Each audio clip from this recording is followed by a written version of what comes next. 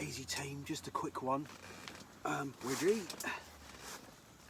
Yeah, believe it or not, I get sent messages every now and again about which is better, a gas stove or a petrol stove.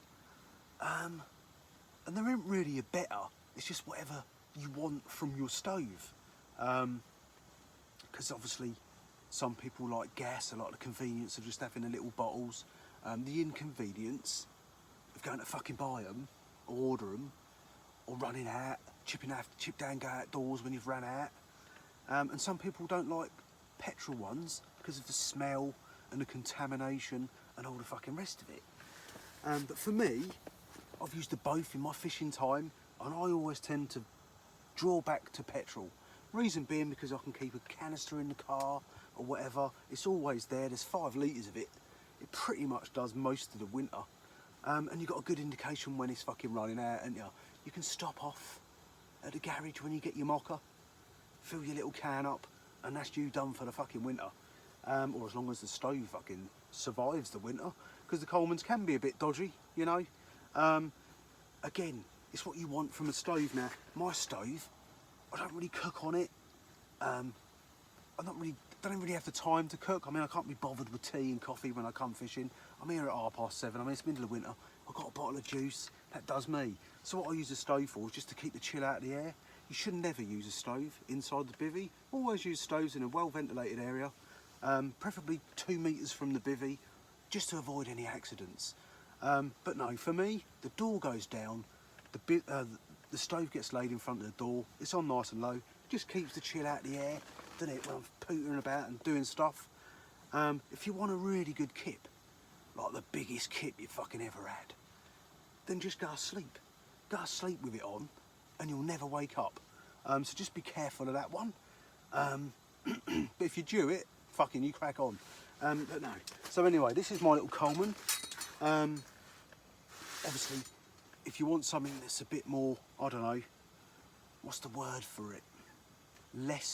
Bit more forgiving, bit more control over your food, gas is the way. You can control a gas stove better than you can a petrol one. Some people might and ah. I mean, once you get used to the Colemans, it takes a little while. You can control them pretty well.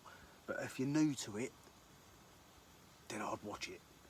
Because this thing will have your eyebrows off quicker than your mates at a stag do. Yep, that's the line I'm sticking with. That's the line from 7. But yeah, pretty fucking deadly in the wrong hands, these. So anyway, you've got your stove, you've got your new Coleman, haven't you? You've just filled it up with your freezing cold fuel through the filter. Quite a lot of people, what they do is they pump the arse out of it, and then that's it, you got Inferno, wherever you are. Takes the roof of their bivvy off, takes the trees out, it's rolling down the fucking bank, innit? There's fuel everywhere, not a good one. So what you want to do, fill it up. Obviously you're going to need to put pressure in it, but don't go overboard. Just a few pumps, look. This one's a bit fucked, so the pump's a little bit snatchy. But you just pump it up, it's about half full as well. It's still pretty cold, it ain't been on. And then you'll feel a resistance. There you go, there's the resistance. Pop it in, lock it up. Grab hold of your lighter. Now don't flap it flat out. Just turn it on so you can hear it whistling. There you go, it's just whistling. That's it, that's all you want to do. Yeah?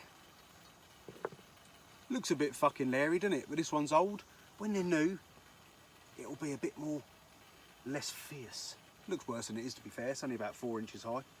And then what's going to happen is, that's going to warm that generator. A few more pumps in it. You'll see what happens is, it's going to go through the generator and start to calm down.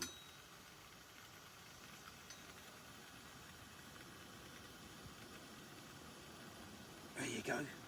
Now you can turn it up, do what you want, without taking the roof of your bivvy off. A few more pumps, job's a good one.